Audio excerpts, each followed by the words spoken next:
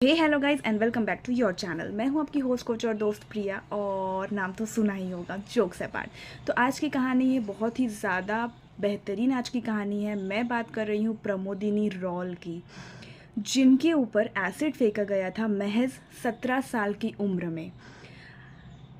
पता है और वो भी क्यों फेंका गया था? क्योंकि उन्होंने एक मैरिज को, प्रपोजल को रिजेक्ट कर दिया था, जो कि उन्हें एक पैरा मिलिट्री जो आर्मी में होते हैं उनसे आया था। मतलब सोच सकते हैं कि कितना, मतलब अगर कोई लड़की शादी से इनकार कर देती है तो कितनी बड़ी बात हो जाती है एक सामने वाले इंसान के लिए, कि वो उसके ऊपर सीधा अटैक कर देता है, वो भी एसिड से।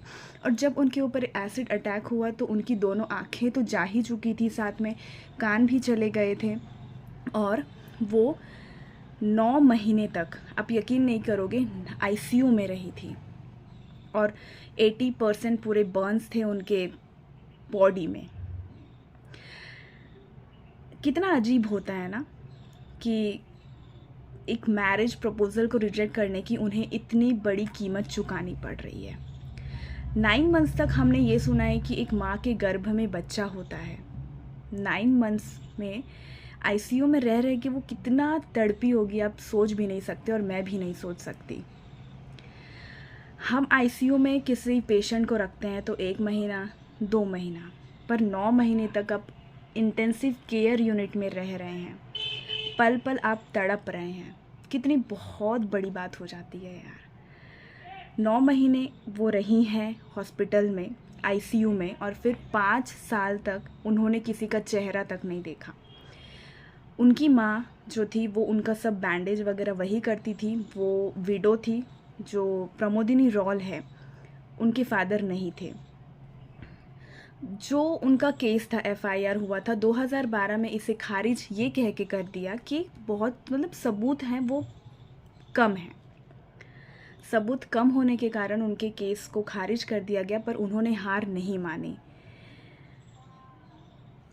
बीच में जब वो हॉस्पिटल में थी तो वो एक ऐसे इंसान से मिलती हैं जिनसे वो आज शादी कर चुकी हैं और अपनी ज़िंदगी बहुत अच्छे तरीके से जी रही है।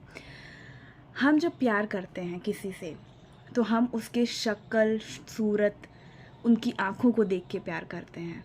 पर इनके जो हस्बैंड हैं, सरोज साहू, जो भी हैं, उड़ीसा से हैं, उन्होंने हाल ही में प्रमोदिनी से शादी की है, इर्रेस्पेक्टिव कि उनके पूरे बर्न्स हुए हैं, बॉडी पे इतने स्कैर्स हैं। उनकी अभी आंखें हाल ही में आ गई है क्योंकि उन्होंने सर्जरी कर ली है। और अभी वो जो भी दूसरे अटैक होते हैं, एसिड अटैक होते हैं, उनको वो मदद करती हैं, उन लड़कियों को जिनके ऊपर हुए हैं। और अभी वो एक एनजीओ भी चला रही हैं खुद की। तो ऐसे जज्बे को, ऐसे इंसान को सलाम जिन्होंने उनसे शादी की है। क्योंकि हम लोग जब शादी करने जाते हैं तो हम नए नक्श, बहुत सारी चीज़ें देखते हैं, बट सरोज साहू ने उनका दिल देखा है।